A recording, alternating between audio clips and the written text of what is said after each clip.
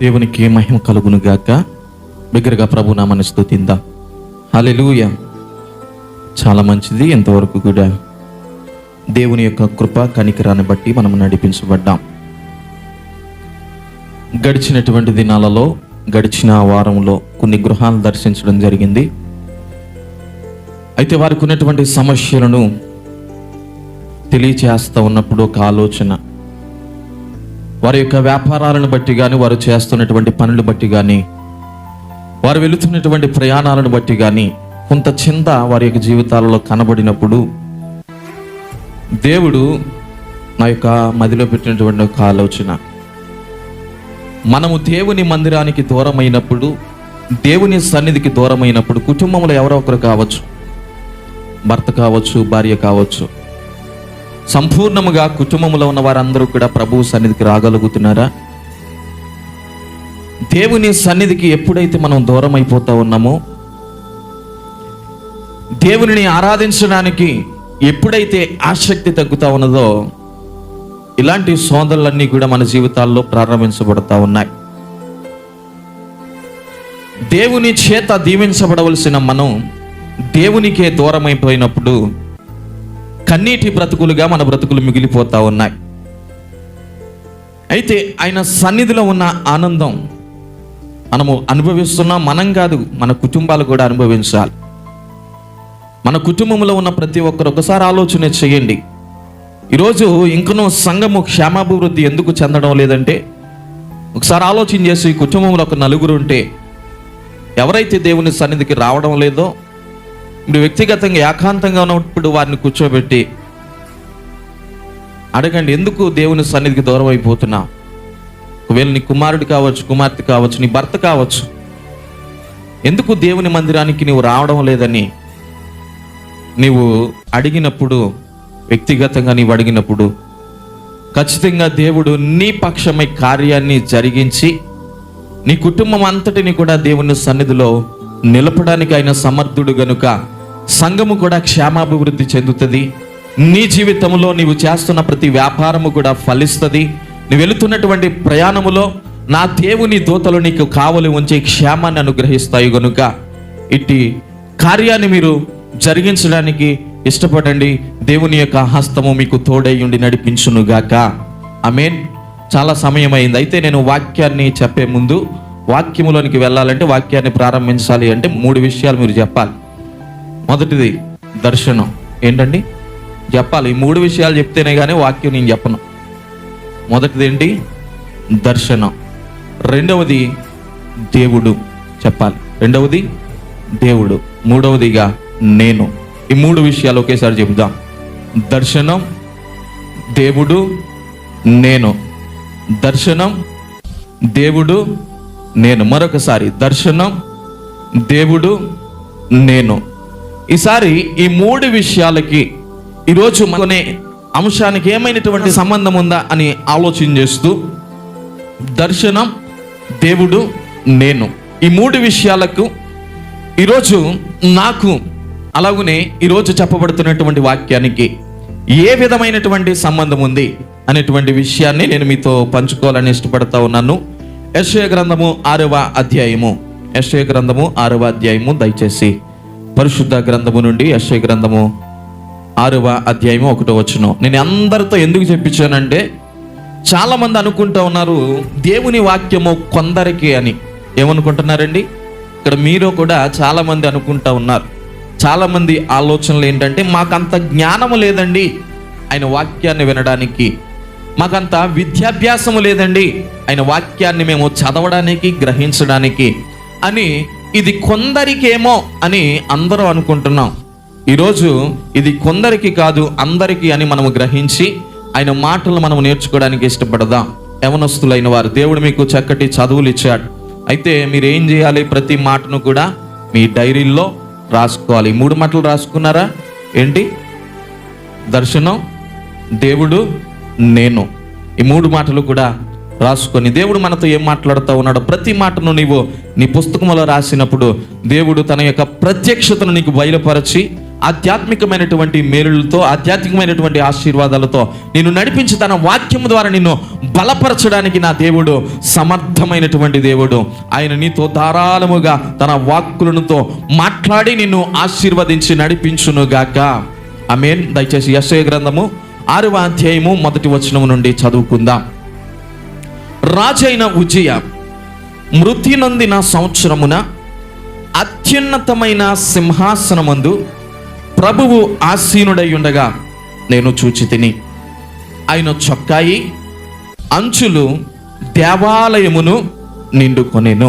ఇదేమిటి అని ఆలోచన చేస్తే యెషయాకు కలుగుతున్నటువంటి దర్శనం, దేవుని యొక్క పిలుపు మేరకు, దేవుని యొక్క ఏర్పాటు మేరకు, దేవుని పక్షమై అతడు ప్రవక్త పరిచర్యను జరిగిస్తూ ఉన్నాడు. ప్రవక్త అనగా దేవుని పక్షమై ప్రజలతో మాట్లాడే వ్యక్తి, దేవుని పక్షమై ప్రజలతో మాట్లాడేటువంటి వ్యక్తి ప్రవక్త పరిచర్యలో అతడు ఉన్నాడు, ప్రవచిస్తూ ఉన్నాడు ప్రజల పక్షమై.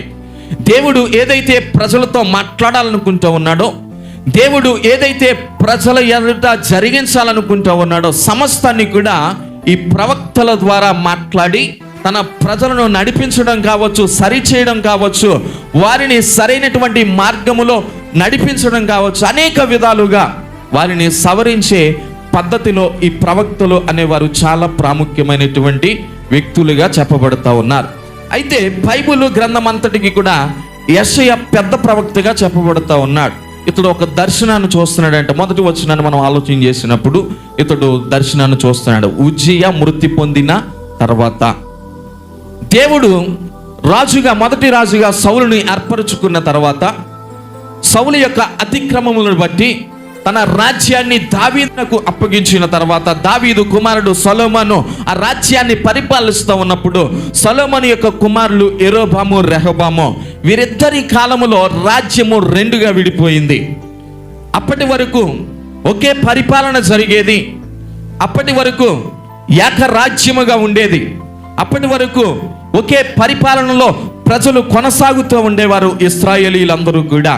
అయితే ఎప్పుడైతే సొలొమోను కాలము తర్వాత యెరోబాము, రెహబాము కాలం ప్రారంభించబడిందో రాజ్యము రెండుగా చీలిపోయింది. ఒకటి దక్షిణ రాజ్యము, రెండు ఉత్తర రాజ్యము.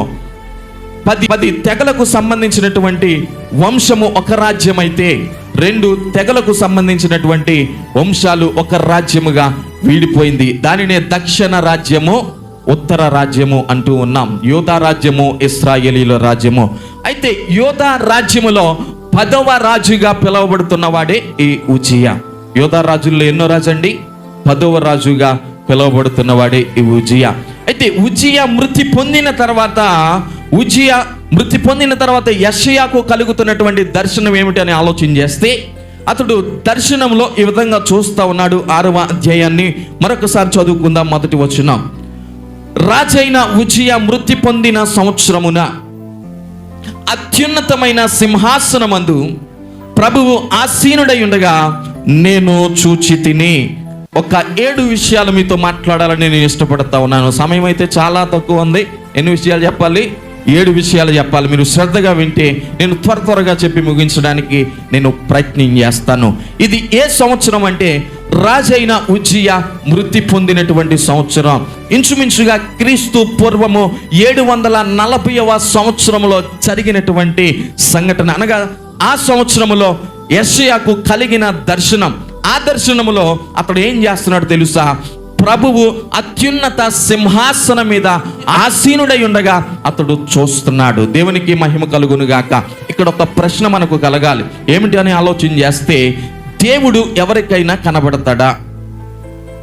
దేవునిని ఎవరైనా చూచారా? ఆయనను చూచిన నరుడు బ్రతకగలడా? ఆయనను చూచి బ్రతికి వారి యొక్క జీవితాన్ని కాపాడుకున్న వారు ఎవరైనా ఉన్నారా? ఈ ప్రశ్న మనందరికీ కూడా ఉండాలి. ఏంటండి, దేవుడు ఎవరికైనా కనబడతాడా? దేవునికి మహిమ కలుగును గాక. అయితే యెషయా అంటున్నాడు, నేను అత్యున్నతమైన సింహాసనం మీద ప్రభువు ఆసీనుడై ఉండగా నేను చూచాను, నేను అతనిని చూచాను.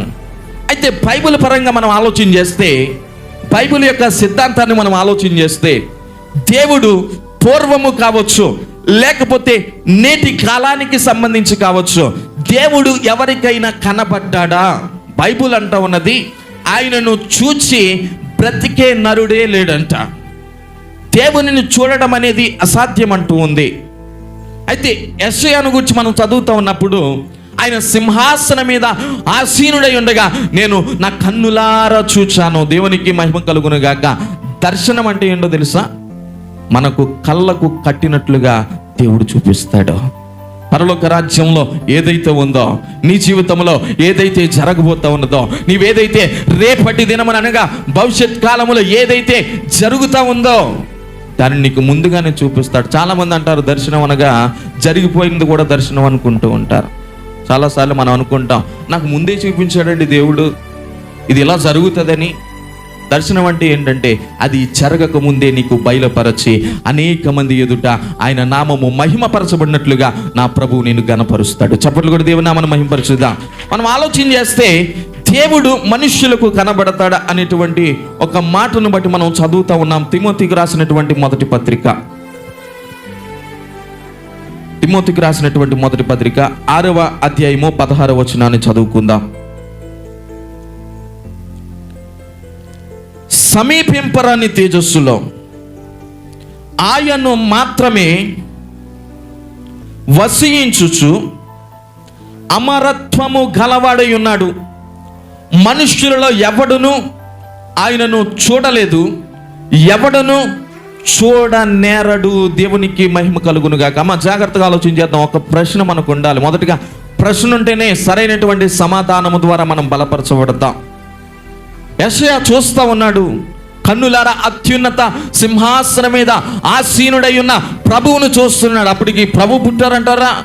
అది ఏ సంవత్సరం? క్రీస్తుపురం 740వ సంవత్సరంలో యెషయాకు కలిగిన దర్శనములో దేవుని సింహాసనం మీద దేవుడు ఆసీనుడై ఉన్నప్పుడు ఆయనను చూస్తున్నాడు. పౌలు భక్తుడు అంటున్నాడు తిమోతికి ఈ మాటలు వ్రాస్తూ, దేవుడు అమరత్వము కలిగి, ఆయన ఎవరు అని ఆలోచన చేస్తే అమరత్వము గలవాడయుండి మనుషుల్లో ఎవడను ఆయనను చూడలేదు, ఎవడను ఆయనను చూడనేరడు. అయితే యెషయా భక్తుడు అంటున్నాడు నేను ఆయనను చూశాను. మనం జాగ్రత్తగా ఆలోచన చేస్తే యెషయా భక్తుడు ఎవరిని చూచాడు అంటే దేవుడు తనకు తానుగా ఎవరికి కనిపించలేదు, దేవుడు తనకు తానుగా ఎవరికి బయలుపరుచుకోలేదు. మానవునిగా పుట్టిన ఏ మానవుడు కూడా దేవుడిని నేరుగా చూడలేకపోయాడు. ఒకవేళ అతడు చూస్తే బ్రతికుండుట అసాధ్యం అని దేవుని లేఖనాలు సెలవిస్తూ ఉన్నాయి. అయితే యెషయా చూస్తున్నది ఎవరిని అలా ఆలోచన చేస్తే పాత నిబంధన కాలం మొదలుకొని దేవుడు ఏ విధంగా కనబడ్డాడో తెలుసా? ఒక్కొక్కసారి మనం అనుకుంటాం దేవుడు నాకు సహాయం చేస్తాడా. ఒక్కొక్కరు ఎటకారంగా మనతో మాట్లాడతారు. దేవుడు ఎక్కడ చేస్తాడు, ఆయన ఏమన్నా నీ కోసం పైనుండి దిగొచ్చి సహాయం చేస్తాడేంటి అని ఎటకారంగా కొంతమంది జోకులు వేస్తూ ఉంటారు.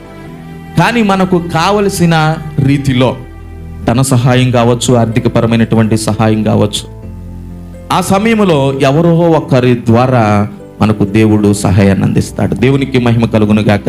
అయితే పాత నిబంధన కాలానికి సంబంధించి ఆయన మనుష్యుల యొక్క రూపములో కావచ్చు, మనుషుని యొక్క మానవుని యొక్క స్వరూపములో కావచ్చు, మానవులకు తనను తాను ప్రత్యక్షపరుచుకున్నాడు.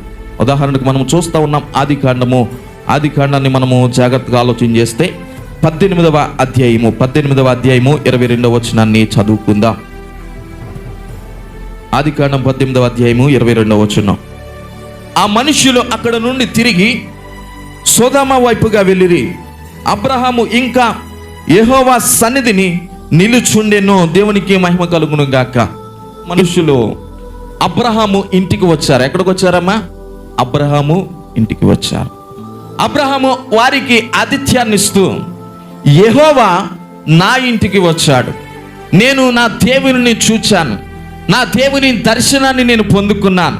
వారు దూతల స్వరూపములో కావచ్చు, మానవుని యొక్క స్వరూపములో కావచ్చు, అబ్రహాము ఇంటికి వచ్చారు అని దేవుని లేఖనాల్లో వ్రాయబడింది. దేవునికి మహిమ కలుగును గాక. దేవుడు కనబడతాడా అంటే కనబడతాడు. ఎలా కనబడతాడు? మానవుని యొక్క స్వరూపంలో కనబడతాడు. అలాగనే రెండవదిగా దేవుడు ఎలా కనబడతాడు అంటే క్రీస్తుగా, మనుష్య కుమారునిగా కనబడతాడు. దేవునికి మహిమ కలుగును గాక. ఆయన మనుష్య కుమారునిగా కనబడతాడు. దేవుని లేఖనాలను మనం జాగ్రత్తగా ఆలోచన చేస్తూ ఉన్నప్పుడు యోహాను సువార్త 12వ అధ్యాయము 41వ వచనాన్ని చదువుతూ ఉన్నప్పుడు ఆయన ఏ విధముగా తన యొక్క ప్రత్యక్షతను మనకు అనుగ్రహిస్తాడు అంటే, ఏ విధముగా ఆయన మానవులకు కనబడతాడు, ఏ విధముగా మానవుడు దేవుణ్ణి చూడగలడు అని ఆలోచన చేస్తూ ఉన్నప్పుడు యోహాను సువార్త 12వ అధ్యాయము 41వ వచనాన్ని చదువుకుందాం. యేసయ్య ఆయన మహిమను చూచినందున ఆయనను గూర్చి ఈ మాటలు చెప్పెను.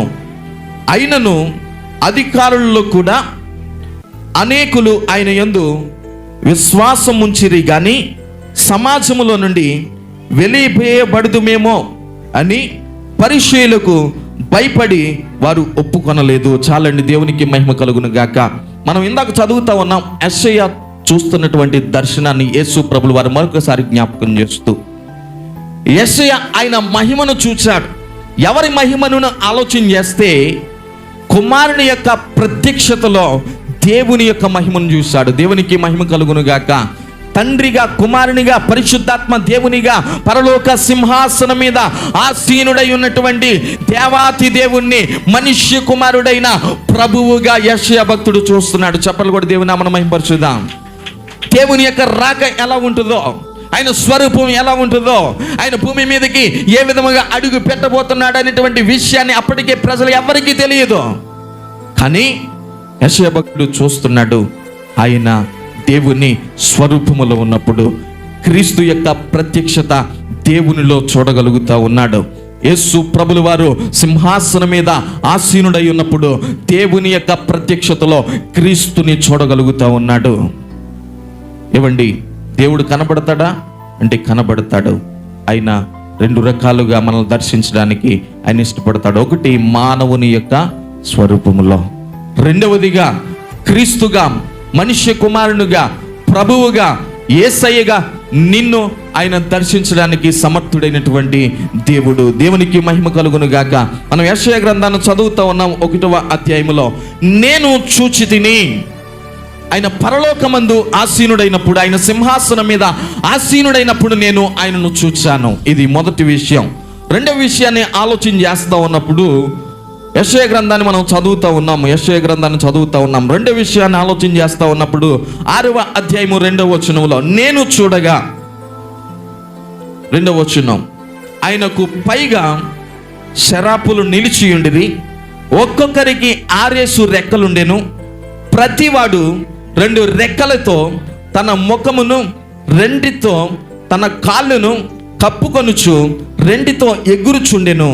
వారు సైన్యములకు అధిపతియగు యెహోవా పరిశుద్ధుడు, పరిశుద్ధుడు, పరిశుద్ధుడు, సర్వలోకము ఆయన మహిమతో నిండి ఉన్నదని గొప్ప స్వరముతో గాన ప్రతిగానములు చేయుచుండిరి. చప్పట్లు కూడా దేవుని నామమున మహిమపరచుదాం. జాగ్రత్తగా ఆలోచన చేస్తే మొదటిగా యెషయా భక్తుడు దేవుని యొక్క ప్రత్యక్షతను చూస్తూ ఉన్నాడు. ఆ దర్శనములో ఎవరినైతే అతడు ఆరాధిస్తూ ఉన్నాడో, ఎవరినైతే అతడు ప్రకటిస్తూ ఉన్నాడో, ఎవరినైతే ప్రజలకు తెలియచేయాలనుకున్నాడో, ఎవరి పక్షమైతే అతడు నిలవబడ్డాడో అతనినే దేవునిగా పరలోక సింహాసనమునందు, అత్యున్నత సింహాసనమునందు అతడు చూస్తూ ఉన్నప్పుడు శరాపులు ఏం చేస్తున్నాయి తెలుసా? 2 రెక్కలతో తన యొక్క శరీరాన్ని కప్పుకుంటూ, 2 రెక్కలతో ఎగురుకుంటూ ప్రభువుని స్తుతించేటువంటి పనిలో ఉన్నారు. దేవునికి మహిమ కలుగును గాక. ఎందుకు ఈ దర్శనం యెషయా కలుగుతా ఉందో తెలుసా? అప్పటికే ప్రజల యొక్క అతిక్రమాలు దేవుని దృష్టికి బహు ఘోరమై ఉన్నాయి. ప్రజలు దేవుని యొక్క మాటకు విధేయతను చూపించకుండా వారికి ఇష్టం వచ్చినట్లుగా జీవిస్తున్నటువంటి పరిస్థితులు అవి. రాజ్యం అయితే ప్రబలిస్తూ ఉన్నది. రాజ్యము అనేక మందికి ఆశీర్వాదకరంగా రాజ్యములో ఘనత వహిస్తూ ఉన్నది. కానీ ప్రజల యొక్క ఆలోచనలు ఎంత మాత్రము దేవునికి అనుకూలంగా లేదో. రాజ్యములో సమృద్ధిని వారు చూస్తూ ఉన్నారు, రాజ్యములో ఘనతను వారు చూస్తూ ఉన్నారు, రాజ్యములో ఐశ్వర్యాన్ని వారు చూస్తూ ఉన్నారు. కానీ ప్రజలలో ఏ విధమైన మార్పు లేదు. దేవునికి మహిమ కలుగును గాక. ఈ కాలములోనే హోషియా ప్రవక్త కూడా పరిచర్య చేస్తున్నాడు. ఈ కాలంలోనే ఆమోషు ప్రవక్త కూడా పరిచర్య చేస్తూ ఉన్నాడు. ఈ కాలంలోనే మీకా ప్రవక్త కూడా చేస్తున్నాడు. ఇశ్రాయేలులతో మాట్లాడుతున్నటువంటి మాటల్లో మీరు దేవుని వైపు తిరిగితే, దేవుని మాటను శ్రద్ధగా వింటే ఆయన మిమ్మలను తన నివాసులుగా చేసి, తన వారసులుగా చేసి అత్యధికముగా దీవిస్తాడు అని వారి యొక్క పరిచర్యను వారు ప్రారంభించినప్పుడు ప్రజలలో ఏ విధమైన మార్పు లేదో అప్పుడు యెషయాతో దేవుడు మాట్లాడుతున్నటువంటి మాటలు, యెషయాకు చూపిస్తున్నటువంటి దర్శనం యెషయా చూస్తూ ఉన్నప్పుడు గొప్ప స్వరంతో ఏం చేస్తున్నాయంట? దూతలో గాన ప్రతిగానాలు చేస్తున్నాయి. దేవునికి మహిమ కలుగును గాక. దర్శనములో మొదటి అనుభవం ఏంటంటే చూడగలగాలి. మనం చూడగలగాలి. మన జీవితంలో అనేక వాటిని చూస్తాం. మనం పనికిరాని వాటిని ఎన్ని చూస్తున్నామో ఒకసారి ఆలోచన చేయండి. ఈ కళ్ళతో మనము దేనిని చూడాలి? ఈ కళ్ళతో మనం దేనిని చూడడానికి ఇష్టపడాలి? ఒక్కొక్కసారి పాట పాడుతూ ఉంటాం, నేను చూచే కన్నులు నాకు ఇమ్మయ్యాను. నిజంగా ఆయన చూచే కన్నులు కోరుకుంటున్నామండి? ఎన్నో చూస్తూ ఉన్నాం ఈ కన్నులతో. ప్రసంగి భక్తుడు అంటున్నాడు, నేను చూడనిది ఏదైనా ఉన్నదా? నా కన్ను చూడనిది ఏదైనా ఉన్నదా? నేను సమస్తాన్ని చూశాను. చివరికి అతడు చెబుతున్న మాట ఏంటి తెలుసా? సమస్తము వ్యర్థమే. ఈ సూర్యుని కింద జరిగే సమస్తము కూడా వ్యర్థమే. నా కన్నులతో నేను సమస్తాన్ని చూశాను, నా జీవితాన్ని నాశనం చేసుకున్నాను. ఈరోజు చూడకూడని వాటిని అనేక వాటిని చూస్తున్నావేమో. అయితే యెషయా దేవుని యొక్క సింహాసనం మీద ప్రభువు ఆసీనుడై ఉండగా చూస్తున్నాడు. ప్రభువు అత్యున్నత సింహాసనం మీద ఆసీనుడై ఉండగా చూస్తున్నాడు. ఆ చూస్తూ ఉన్నప్పుడు ఈ శరఫులు ఏం చేస్తున్నాయి తెలుసా? గాన ప్రతిగానాలు చేస్తున్నాయి. దేవునికి మహిమ కలుగును గాక. గొప్ప స్వరముతో. రెండో విషయం ఏమిటంటే గొప్ప స్వరముతో మనము ప్రభువుని స్తుతించే వారమై ఉండాలి. మనకు దేవుడు స్వరం ఇచ్చాడు. ఈ స్వరం ఎందుకొరకు? ఒక సామెత చెప్తాం, నోరు మంచిదైతే ఊరు మంచిదే. సామెతలు ఎన్నో ఉంటాయి, ఎన్నో వాక్యాలు కూడా ఉంటాయి, ఎన్నో మాటలు ఉంటాయి. అయితే ఏ మాట కూడా నీలో మార్పును తీసుకొని రాకపోతే, ఏ మాట కూడా నీ జీవితాన్ని మార్చకపోతే ఏ విధమైనటువంటి ప్రయోజనం లేదో, ఏ విధముగా నీవు ఇతరులకు ఉపయోగపడవు, ఏ విధముగా నిన్ను బట్టి నా ప్రభువు ఆనందించలేడు. మన నోరుని మనము భద్రంగా కాపాడుకోవాలి. పరిశుద్ధ పరివారముగా పిలువబడుతున్న దూతలు సహితము అక్కడ పుట్టినట్లో చూస్తే ఆ శరాపులను గూర్చి వ్రాయబడినటువంటి మాట మహాదూతలంట. దేవునికి మహిమ కలుగును గాక. మహాదూతలు ఏమని ఆరాధన చేస్తున్నాయో తెలుసా? నా ప్రభువు పరిశుద్ధుడు, పరిశుద్ధుడు, పరిశుద్ధుడని. వారు పలుకుతున్నటువంటి మాటలు కూడా పరిశుద్ధంగా పలుకుతూ ఉన్నారు. వారు పాటలు పాడుతూ, వారు గానము చేస్తూ, వారు స్తుతిస్తూ, వారి నోటి నుండి వచ్చే ప్రతి మాట కూడా నా ప్రభువు మహిమ కొరకై ఉండాలని వారు నా ప్రభువుని స్తుతిస్తూ ఉన్నప్పుడు యెషయా భక్తుడు చూస్తున్నాడు. ఇదే సందర్భం యోహాను గారు పద్మాంశు దీపంలో ఉన్నప్పుడు వేలాది దూతల సమూహము నా ప్రభువు పరిశుద్ధుడు, పరిశుద్ధుడు, పరిశుద్ధుడు అని స్తుతించేటువంటి సందర్భాన్ని కూడా మనము చదవగలం. దేవునికి మహిమ కలుగును గాక. ఈ నోరును మనము చాలా జాగ్రత్తగా కాపాడుకోవాలి. యెషయా భక్తుని గురించి మనం చదువుతూ ఉన్నప్పుడు మొదటిగా తన కన్నులతో దేవుని సింహాసనం మీద ప్రభువు ఆసీనుడై ఉండగా చూశాడు. తర్వాత దేవుడు అతడుకు అనుగ్రహించిన నోటితో ప్రభువుని స్తుతించాలనేటువంటి ఆలోచన దూతలను చూచినప్పుడు కలిగింది. దేవునికి మహిమ కలుగును గాక. అయితే దేవుడు నీకు ఇచ్చినటువంటి అవయవాలను బట్టి నీవు అతిశయించకుండా, దేవుడు నీకు ఇచ్చిన అందాన్ని బట్టి నీవు అతిశయించకుండా, ప్రభువా నీవు నాకు ఈ నోరు ఇచ్చావు, ఈ నోరు వాడబడితే నీ మహిమ కొరకే వాడబడుతుంది. ఒకసారి మనము ఏం చేయాలి? రీక్యాప్ అనాలా? ఒక్కసారి ఆలోచన చేయండి. గడిచిన దినాలలో ఈ నోటితో ఎన్ని అసభ్యకరమైనటువంటి మాటలు మాట్లాడడం, గడిచిన దినాలలో ఈ నోటితో ఎన్ని అబద్ధపు సాక్ష్యాలను పలికాం, గడిచిన దినాలలో ఈ నోటితో ఎన్ని కుటుంబాలను నాశనం చేయడానికి మనము ప్రేరేపించబడ్డాం. గడిచిన దినాలలో ఈ నోటితో ఎన్ని కుటుంబాలను కూలదీయడానికి మనం ప్రయత్నించాం. మనకు సరిగ్గా తెలియదు ఆ విషయాలు, కానీ అది జరిగిందో లేదో తెలియకుండానే మన నోటితో అబద్ధపు సాక్ష్యాలను చెప్పి ఎన్నో విధాలుగా ఇతరులు మనం విడగెట్టేటువంటి పరిస్థితిలో మన నోరు ముందుకు కొనసాగిపోయిందేమో ఒకసారి ఆలోచన చేద్దాం. నోటిని గూర్చి దేవుని లేఖనాలు చెప్పబడుతున్నటువంటి మాట ఏంటి తెలుసా? నోరు అనగా మనకు కొన్ని విషయాలు గుర్తొస్తాయి. నోరు అనగా పెదవులు. చెప్పండి అమ్మా, పెదవులు ఏవండి? పెదవులు, నాలుక, గొంతుగా, ఇలా నోటిని గూర్చి కొన్ని విషయాలు, కొన్ని మాటలు మనం చెప్పుకుంటాం. అయితే ఈ నోటి నుండి వచ్చే ప్రతి మాట కూడా కొంతమంది జీవితాలలో సంతోషాన్ని నింపితే కొన్ని హృదయాలను సహితం ఈ నోరు ఏం చేస్తుంది? విరిచేస్తుంది. చాలాసార్లు మనం అంటూ ఉంటాం, నా మనసు ఏమైపోయింది? విరిగిపోయింది. ఎందుకు? వారు మాట్లాడిన మాటలను బట్టి, వారు పలికిన మాటలను బట్టి, వారు నా ఎడల చూపినటువంటి కఠినత్వాన్ని బట్టి నా మనసు విరిగిపోయింది. అంటే మనము ఏ విధముగా మాట్లాడుతున్నాం ఇతరులతో, ఏ విధముగా ఇతరులతో మన యొక్క జీవితాన్ని మనం గడుపుతూ ఉన్నాం అని ఆలోచన చేస్తే నోరును గూర్చి దేవుని యొక్క వాక్యం ఈ విధంగా మాట్లాడుతూ ఉన్నది. మనం జాగ్రత్తగా ఆలోచన చేస్తూ ఉన్నప్పుడు దేవుని లేఖనాలు మనము చదువుకుందాం. దేవుని లేఖనాలు మనం చదువుకుందాం. ముందుగా రోమీయులకు రాసినటువంటి పత్రిక 3వ అధ్యాయము 13వ వచనాన్ని చదువుకుందాం. రోమీయులకు రాసినటువంటి పత్రిక 3వ అధ్యాయము 13వ వచనం. వారి గొంతుగా తెరచిన సమాధి, తమ నాలుకతో మోసము చేయుదురు. వారి పెదవుల క్రింద సర్పమున్నది, వారి నోటి నిండా శపించుటయు పగయు ఉన్నవి. దేవునికి మహిమ కలుగును గాక. ఏంటంట? వారి గొంతుగా తెరచినటువంటి సమాధి. ఈరోజు నీవు అనుకుంటున్నావు, నీకున్న స్వరాన్ని బట్టి నీవు ఎంతగానో అతిశయిస్తావు. నేను మాట్లాడితే ఎవరు మాట్లాడలేరండి, అందరికంటే పై మాట ఎవరి మాట? నా మాటే. ఏదైనా గొడవకి వెళితే ఎవరి మాట వినబడుతుంది?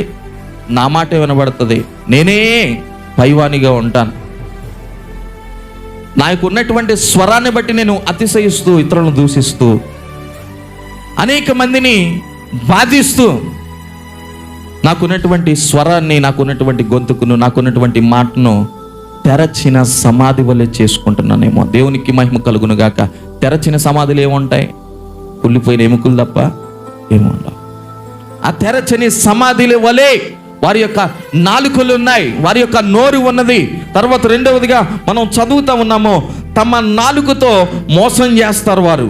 వారి పెదవుల క్రింద సర్ప విషం ఉన్నదంట. వారి పెదవుల కింద ఏమున్నదమ్మా? సర్ప విషం ఉన్నది. ఇతరుల మీద ఎప్పుడు కక్కుదామా, ఇతరులను ఎప్పుడు పాడు చేద్దామా, ఇతరుల కుటుంబాల్లో ఎప్పుడు చిచ్చు పెడదామా అని వారి యొక్క నాలుకల కింద సర్ప విషం ఉన్నది. నా దేవుని యొక్క మాట నీతో మాట్లాడుతూ ఉన్నాడు. నా దేవుడు నీతో మాట్లాడుతున్నాడు. ఒకవేళ నీ పరిస్థితి అలా ఉన్నదేమో, ఇతరుల యొక్క కుటుంబాలలో చిచ్చులు పెట్టేటట్లుగా, ఇతరుల కుటుంబాలను కూలద్రియాలని, ఇతరులను నాశనం చేయాలని సర్పము వలె విషాన్ని కక్కుతున్నావేమో. జాగ్రత్త. ఈ నోరు దేవుడు ఎందుకు ఇచ్చాడో తెలుసా నీకు? నా ప్రభువుని స్తుతించుట కొరకు. కీర్తన గ్రంథాన్ని మనం చదువుతా ఉన్నాం. ఈ నోరు ప్రభువు నీకు ఎందుకు ఇచ్చాడో తెలుసా? 19వ కీర్తన 1వ వచనం. 19వ కీర్తన 1వ వచనం. నేను త్వరగా ముగించడానికి ప్రయత్నం చేస్తాను, త్వరగా చదువుదాం. 19వ కీర్తన 1వ వచనం. ఆకాశములు దేవుని మహిమను వివరించుచున్నవి, అంతరిక్షము ఆయన చేతి పనిని ప్రచురపరచుచున్నది. పగటికి పగలు బోధ చేయుచున్నది, రాత్రికి రాత్రి జ్ఞానము తెలుపుచున్నది. వాటికి భాష లేదు, మాటలు లేవు, వాటి స్వరము వినపడదు. చాలండి. దేవునికి మహిమ కలుగును గాక. ఈ సృష్టిలో ప్రత్యేకమైనది ఏదైనా ఉన్నది అంటే దేవుని స్వరూపములో చేయబడిన మనమే. మనకు భాష ఉంది, మాటలు ఉన్నాయి, తింగరేసాలు ఉన్నాయి, చాలా విధాలైనటువంటి ఆలోచనలు మనకు ఉన్నాయి. ఒకవేళ జంతువులకి జ్ఞానం ఉండకపోవచ్చు. ఒక్కొక్కసారి అంటాం, ఏం చెప్తాం, జ్ఞానం లేనివిరా, నోరు లేని జంతువులు. అయితే అవే విశ్వాసంతో ఉన్నాయి. మరి నోరుండి ఏం చేయగలుగుతున్నావు నీవు? నోరుండి ఏ విధంగా జీవిస్తున్నావు నీవు? నోరు లేని ఆకాశము కావచ్చు, భూమి కావచ్చు, అంతరిక్షములు కావచ్చు, నీరు కావచ్చు, నిప్పు కావచ్చు, వాటికి భాష లేదంట. వాటి స్వరం వినపడదంట. అయినప్పటికీ నా ప్రభువు మహిమను వివరిస్తున్నాయి. చప్పట్లు కూడా దేవుని నామాన్ని మహిమపరచుదా. వాటికి భాష లేదు, అవి మాట్లాడవు, కానీ నా ప్రభువు మహిమను వివరించగలుగుతున్నాయి. కానీ నోరిచ్చిన దేవుడు నీ నోటితో ఆయనను స్తుతించాలని ఆయన ఇష్టపడుతున్నాడు. ఇతరులకు మంచి మాటలు చెప్పాలని ఆయన ఇష్టపడుతున్నాడు. ఎప్పుడు అనుకుంటాం, సంఘం ఎందుకండి ఇలా ఉంది, సంఘం ఎందుకండి అభివృద్ధి పొందట్లేదు అని చాలాసార్లు అనుకుంటాం. కాపరిగా ఉన్నవాడు సరైనటువంటి పరిస్థితుల్లో లేడేమో. ఒకవేళ సరైన పరిస్థితుల్లో ఉన్నా ఎందుకు పరిచర్య అభివృద్ధి పొందడం లేదంటే కారణం ఏమిటో తెలుసా? గొర్రెలుగా పిలువబడుతున్న వారు గొర్రెను కనాలి. ఎంతమందికి దేవుడు నీకిచ్చిన నోటి ద్వారా సువార్తను అందించగలుగుతున్నావు? దేవుడు నీకిచ్చిన నోరు ద్వారా ఎంతమందిని ప్రభు వైపు నడిపించగలుగుతున్నావు? కనీస జ్ఞానం దేవుడు నీకు ఇవ్వలేదా? ఇతరులతో చెప్పు. అన్యులుగా ఉన్నవారు నీ కుటుంబంలో ఉండి ఉండొచ్చు, లోకములో ఉన్నవారు నీ కుటుంబంలో ఉండి ఉండొచ్చు, లోక సాంగత్యము చేస్తున్నవారు నీ కుటుంబంలో ఉండి ఉండొచ్చు. నీకు తెలిసిన మాటలే, నీకు తెలిసిన మాటలే. పాతకాలంలో ముసలమ్మలు చేసేవారంట సువార్త. వారికి ఏమైనా తెలుసా అంటే ఒకటే, ఏం కాదు, ప్రభు దగ్గరికి రా. ఏం చెప్పేవారంట? ప్రభు దగ్గరికి రా, చల్లగా చూస్తాడు. ఏం చేస్తాడంట? చల్లగా చూస్తాడు. నాకివ్వబడిన నోటి ద్వారా నా ప్రభువు మహిమపరచబడాలి. ఈరోజు ఆయన నీకు చక్కటి స్వరాన్ని ఇచ్చాడు, మాట్లాడగలిగినటువంటి జ్ఞానాన్ని ఇచ్చాడు. ఇతరులను ప్రభు వైపు నడిపించడానికి ఆయన నీకు శక్తి సామర్థ్యాలు ఇచ్చాడు. గనుక నీవు పలికే ప్రతి మాట కూడా నా ప్రభువు మహిమ కొరకే ఉండాలి. మనం యెషయా గ్రంథాన్ని చదువుతూ ఉన్నాం. యెషయా గ్రంథాన్ని చదువుతూ ఉన్నప్పుడు గాన ప్రతిగానములు చేస్తూ ఉన్నారు గొప్ప స్వరముతో. ఇది యెషయా భక్తుడు చూస్తున్నాడు. తర్వాత మూడవదిగా మనం చూస్తూ ఉన్నాం. మూడవదిగా యెషయా గ్రంథము 6వ అధ్యాయము 4వ వచనం నుండి చదువుకుందాం. 4వ వచనం నుండి, వారి కంఠ స్వరము వలన గడప కమ్ముల పునాదులు కదులుచు, మందిరము ధూమము చేత నిండగా దేవునికి మహిమ కలుగును గాక. గొడవ పడితే పునాదులు కాదు కదా, ఏదైనా అదిరిపోతాయి. ఇప్పుడు మనకున్న సామర్థ్యాన్ని బట్టి గొడవ పడితే నేను ఒక్కొక్కసారి అనుకుంటా, ఎంత సైలెంట్గా ఉన్నా, ఎంత అల్లరిగా ఉన్నా మాకు ఇంటి వెనకాల నుండి ఒక స్వరం వినబడుతుంది, దేవునికి మహిమ కలుగును గాక. అంటే దేవుడు అంత సామర్థ్యత.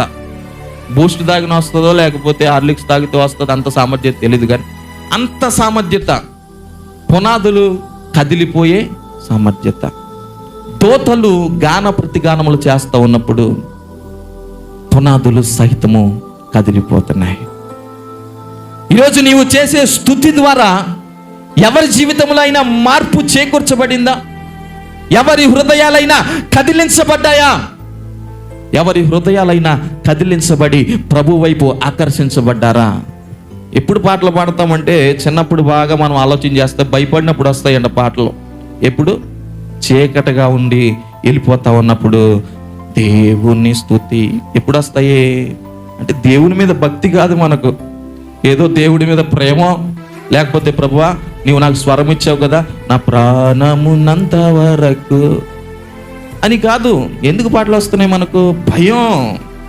దయ్యం మన దగ్గరికి రాకూడదంటే ఎవరు ఉండాలి మనతో? దేవుడు ఉండాలి. దయ్యం లేకపోతే దేవుడు ఉన్నా ఒకటే, లేకపోయినా ఒకటే. అప్పుడు వచ్చేస్తాయి పాటలో. ఏంటి? నడిపించునా. ఇశ్రాయేలు నడిపించిన దేవుడు నన్ను నడిపించలేడు ఈ చీకట్లో?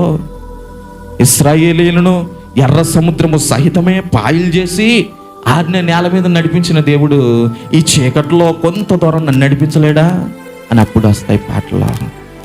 మిగతా సమయాల్లో నీ పరిస్థితి ఎలా ఉంటుందో ఒకసారి ఆలోచన చేద్దాం. ఇవి చెప్పుకుంటే ఒకవేళ జోక్గా ఉండొచ్చేమో, కానీ నా ప్రభువు నీతోనే మాట్లాడుతున్నాడు. నీకు ఇచ్చిన స్వరం చాలా, అది మన మాటల్లో చెప్పలేం. కవులు ప్రభు యొక్క మహిమను వివరించడానికి కవిత్వాల ద్వారా వర్ణించారు. వారికి ఇచ్చినటువంటి జ్ఞానం ఏంటో తెలుసా? మనం చెప్పమంటే తెల్లారిపోయింది, పొద్దుట అయిపోయింది, నేను లేచాను వచ్చేసాను అంతే మనం చెప్తాం. కానీ కవులు చెప్పమంటే తెల్లవారక ముందే ఉదయజామున నేను నా కనులను పులుముకుంటా లేచినప్పుడు, ఏమండి, సముద్రము యొక్క తరంగాలు ఘోషించుచున్నది. పొలములో చేను గాలి తాకిడికి పరవశించిపోతా ఉంది. ఏం చేస్తూ ఉందంట? ఒకవేళ మనం చెప్పమంటే గాలికి ఏమవుతుంది? ఊగుతుందని చెప్తాం. కానీ కవులు రాస్తూ ఉన్నప్పుడు పరవశించిపోతా ఉంది. గాలి యొక్క తాకిడికి, స్పర్శకు పులకరించిపోతా ఉంది. అమ్మాయిని గురించి చెప్పరా అంటే, అమ్మాయి తెల్లగా ఉంది, నల్లగా ఉంది, సన్నగా ఉంది, బక్కగా ఉంది, ఇలా అని చెప్తాం. అదే కవులను వర్ణించమంటే, అమ్మాయి పెదవులు దొండ పెదవులు, అమ్మాయి కన్నులు నునుపైనవి, ఆమె కురులు ఇలా పలానా పలానా అని వారు వర్ణిస్తారు. ఈ వర్ణన కూడా వారి యొక్క మాటల ద్వారా తెలియచేయబడుతుంది. దేవునికి మహిమ కలుగును గాక. అలాగునే పరలోక సింహాసనం మీద నా ప్రభువు ఆసీనుడై ఉన్నప్పుడు దూతలు అంటున్నా ఏంటో తెలుసా?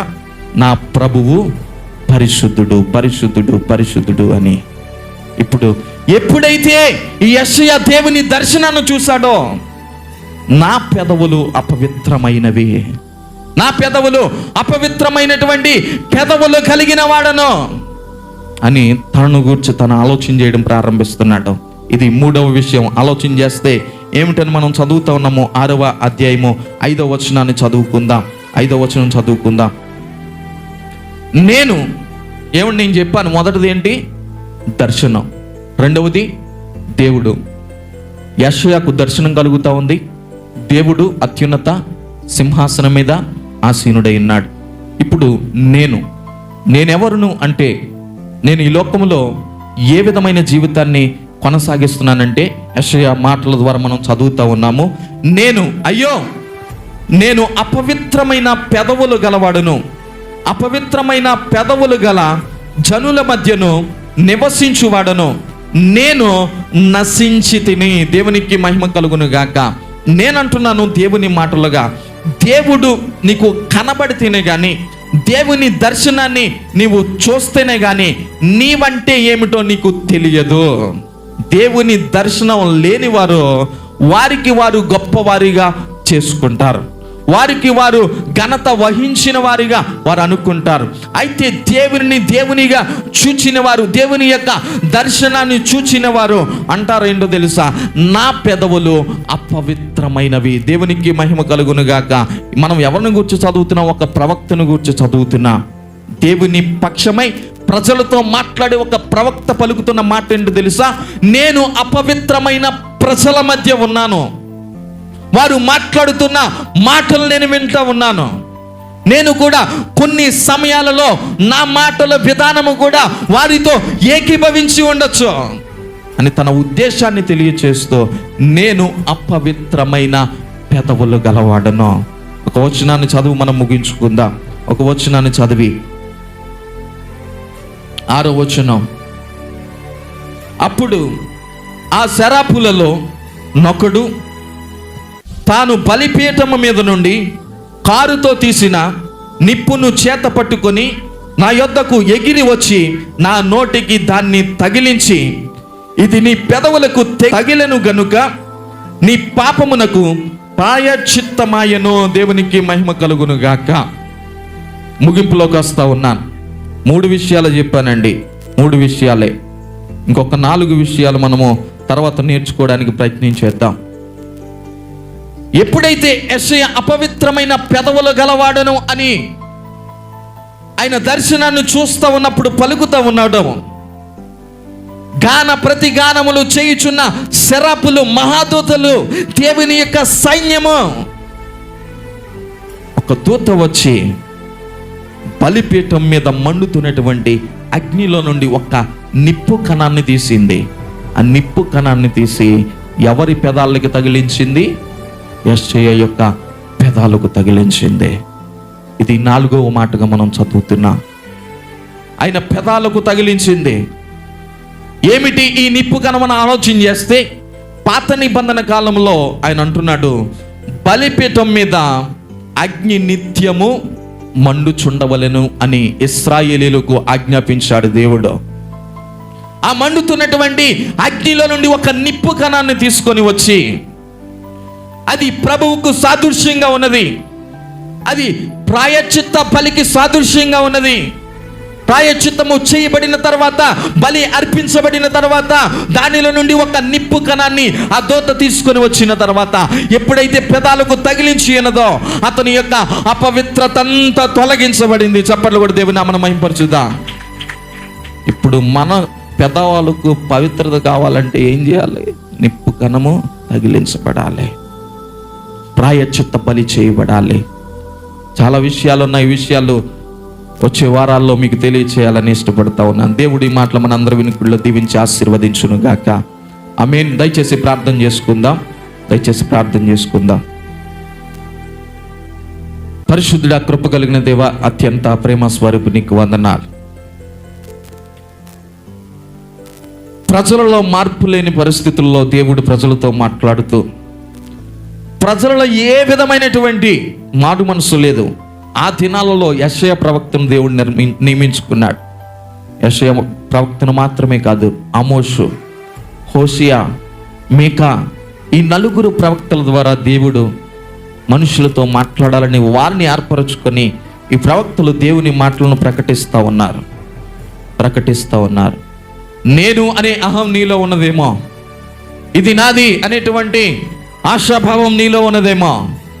అయితే యెషయా ఎప్పుడైతే చూస్తున్నాడో, దయచేసి ప్రార్థనలోకి వెళ్దామా, ఒక తీర్మానాన్ని తీసుకుందాం, ప్రార్థనలోకి వెళ్దాం. యెషయా భక్తుడు ఎప్పుడైతే చూస్తున్నాడో, పరలోకములో అత్యున్నత సింహాసనం మీద దేవుని స్వరూపములో ఉన్న క్రీస్తుని, దేవుని యొక్క ప్రత్యక్షతను అతడు ఎప్పుడైతే చూస్తున్నాడో, గొప్ప స్వరముతో దూతలు గాన ప్రతిగానములు చేస్తున్నాయి. గడప పునాదులు కదిలిపోతున్నాయి. గడప కన్నుల పునాదులు కదిలిపోతున్నాయి. ఆ దృశ్యాన్ని అతడు చూస్తూ, ఇంతటి దృశ్యాన్ని నేను చూచాను, నేను నశించిపోతాను. దేవుణ్ణే నేను చూచాను. నా జీవితము సరైనదిగా లేదు. నేను అన్యుల మధ్యన నివాసం చేస్తున్నాను. నేను అపవిత్రమైన ప్రజల మధ్య నివాసం చేస్తున్నాను. నా పెదవులు అపవిత్రమైపోయాయి అని దేవుని ఎదుట మొర్రపెట్టినప్పుడు, ఈ విధంగా నీవు మొర్రపెట్టగలుగుతున్నావా? ప్రభువా, నీ దర్శనాన్ని నేను చూచినప్పుడు, అయ్యా నీ మహిమను నేను చూచినప్పుడు, నా జీవితంలో నీవు నాకు ఇచ్చిన నోటి ద్వారా అనేక విధాలుగా నేను నాశనంలోనికి నడిపించబడ్డానయ్యా. మాట్లాడకూడని మాటలు, చెప్పకూడనటువంటి మాటలు మాట్లాడి నా పెదవులు నేను అపవిత్రపరుచుకున్నాను. అగ్నిగా దిగి వచ్చి ప్రభువా, నా పెదవులను కాల్చునాయనా, అగ్నిగా మా మధ్యలో నివాసము చేసి మా పెదవులను కాల్చునాయనా అనేటువంటి ఆశ నీకుంటే ఆయన నీ పెదవులను కాల్చి పరిశుద్ధపరుస్తాడు. మహాపరిశుద్ధుడా, కృప కలిగిన దేవా, బిడ్డల బట్టి ప్రార్థిస్తున్నాను. బిడ్డలందరినీ మీరు దీవించి నీ కృపను బట్టి నడిపించమని యేసు నామములో ప్రార్థన మనములు అడిగి వేడుకొనుచున్నాము తండ్రి. ఆమేన్.